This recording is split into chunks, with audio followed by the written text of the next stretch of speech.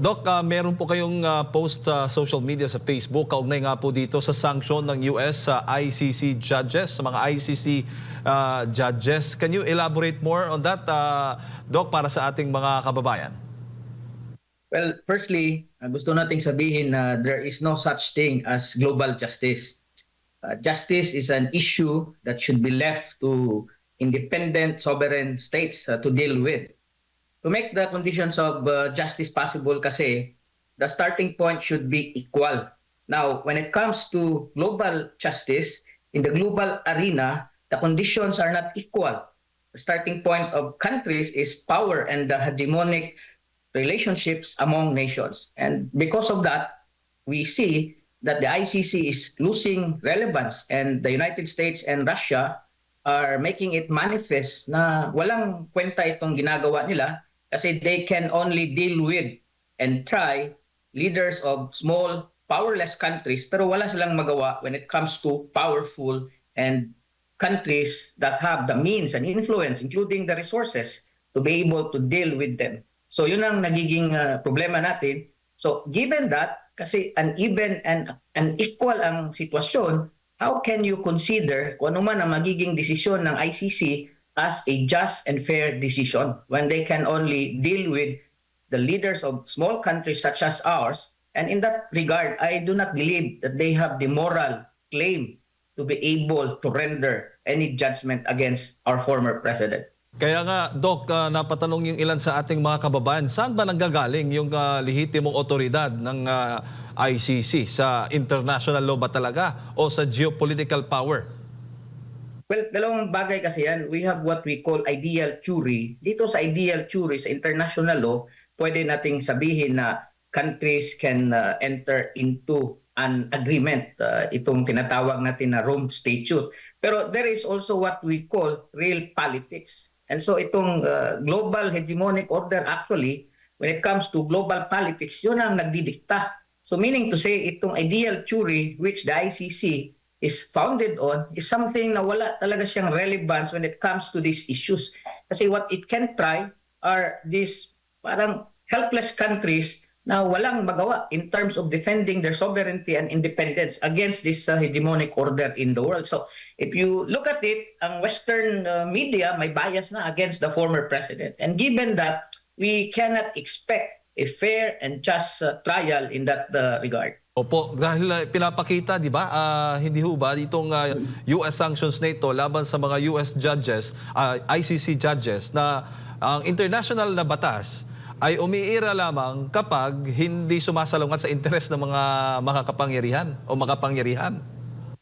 Well, this is precisely the problem and the issue. Okay? Kasi if you come to think of it, kung pag-iisipan natin at pagtutuunan natin ng pansin, it's critical to look at the context. Kasi if they can only punish, in that respect, those leaders who do not have the means to in any way influence the outcomes of these big global events.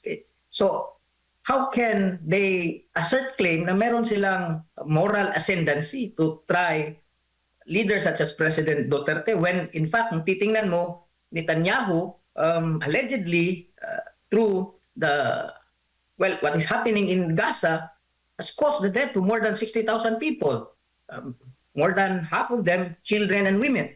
If you come to think of Russia, hundreds of thousands of people have been destroyed. And thousands more killed. And yet, the ICC feels that it is actually helpless. So ano ang substantive argument ng ICC to pursue justice for the world? So when in fact, it only chooses those countries in terms of implementing the type of justice that it wants to impose. So given that, nakikita natin na in terms of moral reasoning, wala nang silbi ang ICC. It has lost its credibility. Oo, malinaw po yung, Doc, na sabi po ninyo, bukod sa Amerika, may Russia pa, itong Russia. Kinonvict pa talaga nila itong mga ICC judges at yung chief prosecutor in absentia. At sabi mo nga, at baga ito yung tugon at paghihiganti, retaliation baga ng Russia doon sa inilabas ng ICC na arrest warrant laban kay President Vladimir Putin. Yung nga, ang nagiging problema nito is it is as if we are surrendering our sovereignty to the ICC. Now, ano bang pwedeng magawa natin? We cannot do anything in the same way as Russia did. Pero ang pwede nating gawin is kailangan nating i-assert yung sovereignty natin. We have a functioning justice system. Wag naman nating ipakita sa mundo na our democracy is dysfunctional, that we cannot try the president here. Okay? For the sake of argument, for instance, if there is validity to these allegations, then we can do it here kasi we are a sovereign and independent state. So we cannot let Western societies make judgment upon our people, upon our history, upon our leaders. Because if that becomes the case, then we are submitting ourselves to these unfair conditions in the global arena when it comes to the issue of global justice. Po, ang tingin kasi ng ilang, lalo na ng mga kritiko, Doc, tayo daw isang failed state, yung Pilipinas, pagdating sa hustisya.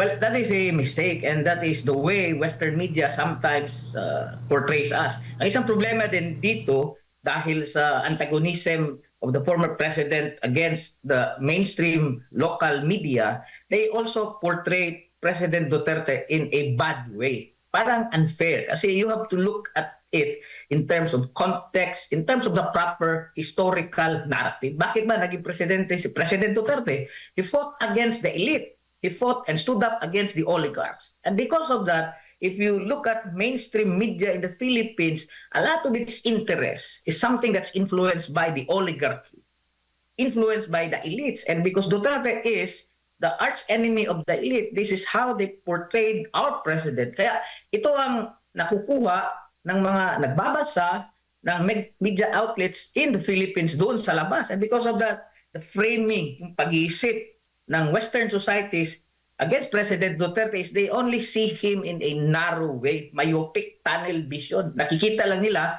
yung mga allegations that are portrayed in the negative way, pero hindi nila nakikita the types of change, reform, and the kind of radical leadership that he used in order to at least faced up to the enemies of the Filipino people. Sino ba ang tunay na kalaban natin? It's not President Duterte.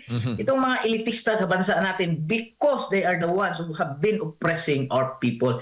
And because of what has happened to the president, it's as if we are using the ICC, arming the elite in order to, in that respect, put into this very difficult condition the former president. But who are we surrendering? Sino bang sinusurrender natin? Hindi si PRRD.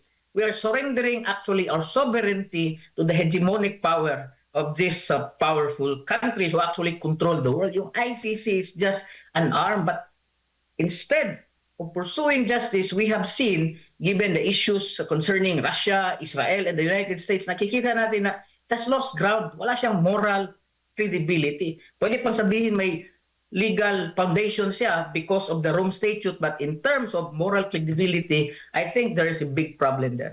Kahit ba tayo ay tinuturing na third world country, Doc, pwede, maaari hubang gawin natin the same itong ginawa po ng US at ng Russia laban po sa mga ICC judges? Well, yes, we can make what we can in terms of pursuing what we believe is just. Pero we are powerless. Kasi sa global hegemonic order, yung starting point ng real politics is power. Russia, China, the United States, they dictate the terms and conditions in global affairs. So given that we are a helpless, powerless nation, pwede natin sabihin na, we are against what the ICC is doing to our former president, but point of the matter is the conditions here, ang prevailing conditions dito sa atin, antagonistic ang present administration to the former president. But at the same time, even if pagpalagay natin there is a new administration and it sees things in a favorable way kay PRRD, still we will be helpless because yung kondisyon wala. in terms of how we can assert ourselves, in terms of how we can enforce whatever we believe is most proper and appropriate from a legal and from a moral vantage point. So nakikita natin na it's all about power. ICC is exerting its influence against the Filipino people because we are helpless against the ICC. But at the same time, we also realize that the ICC is helpless when it comes to Russia and the United States. Walang magawa. Kahit justices nila, they are reduced into their bare minimum. Hindi nga sila maka-order ng pagkain online. And that only explains na sa mundo, there is no such thing as justice. Walang saysay na, kumbaga Dok, itong paghahanap natin ng hustisya sa isang institusyong madaling gipitin po ng economic sanctions. Well, ginigipit nila si former president, and given these realities and realizations, nakikita natin na somewhat, although we continue, alam naman natin na si Attorney Nicholas Kaufman still submits to the processes and protocols of the ICC, being faithful as regard to these processes. But at the same time, we should also take the caveat. So, we cannot put so much hope in an institution that has lost its moral relevance and credibility.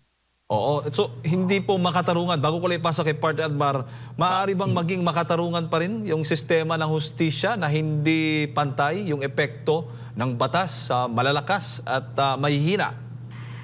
Well, there's no justice. Tama ka, Jade. Hindi mo sabing makatarungan yan siya kung ang judgment nila is something that's only possible kung ang tao na nandun, that they are trying, comes from a country who feels helpless and powerless.